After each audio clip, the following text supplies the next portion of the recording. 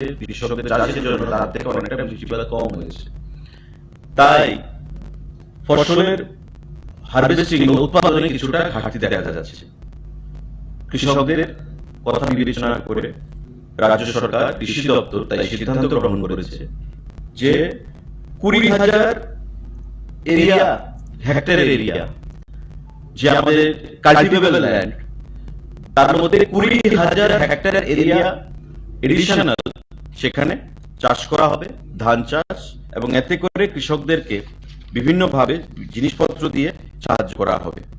এতে করে সার, আমাদের ইউরিয়া সার, assistance for application, cash assistance for time weeding, total assistance per কানি 627 টাকা করে দেওয়া হবে এবং পার হেক্টর সেটা 3,918 টাকা করে কৃষকদেরকে দেওয়া হবে। টোটাল 20,000 হেক্টর এরিয়া এডিশনাল সেখানে চাষ করা হবে, ধান চাষ। কৃষি দপ্তর এই সিদ্ধান্ত আজকে গ্রহণ করেছে। সেটা হচ্ছে ইন্টিগ্রেটেড ক্রপ ম্যানেজমেন্ট, ICM, এবং মুখ্যমন্ত্রী কৃষক সমৃদ্ধি উদ্যোগ, মুখ্যমন্ত্রী কৃষক সমৃদ্ধি উদ্যোগ গ্রহণ করেছে এবং এতে করে কৃষকদেরকে সেখানে উৎসাহিত করার জন্য এডিশনাল 20,000 হেক্টর এরিয়া ল্যান্ড সেখানে ধান চাষ করা হবে, তাদেরকে বিভিন্ন ফ্যাসিলিটি প্রদান করে। যদি সাংবাদিক বন্ধুদের কারোর কোনো প্রশ্ন থেকে থাকে এই ক্যাবিনেট ডিসিশনের উপর, আপনারা সেটা করবেন।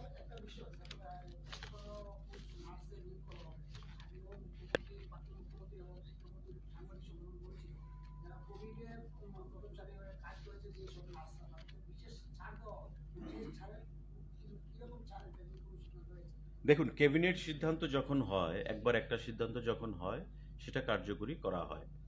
তো আমার মনে রয়েছে আপনি যেটা প্রশ্ন করেছেন যে যারা ফ্রন্টলাইন কোভিড ওয়ারিয়ার হিসেবে কাজ করেছেন বিগত দিনে, ডাক্তার, নার্সরা, পরবর্তী সময়ে যখন রিক্রুটমেন্ট হবে তাদেরকে একটা স্পেশাল ফ্যাসিলিটি, মানে ইন্টারভিউ ছাড় নয়, ভাইভাবসির ক্ষেত্রে বোধহয় সেটা দেওয়া যায় কিনা।